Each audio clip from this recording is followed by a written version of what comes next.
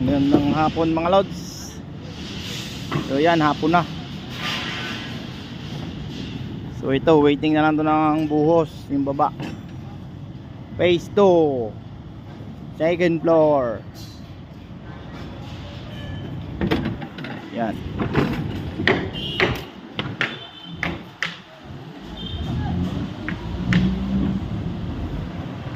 Yung ilalim yan, puro hagdan na lang. Hagdan na tinayuan ng building.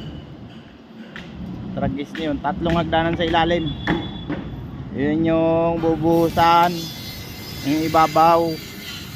At ito naman yung inuumpisahan na naman. So pinatigilan ko to nung nakarang araw dahil pinapull blast ko dun sa kabila. So yan, may mga slab na naman. Ito yung aming zone 1.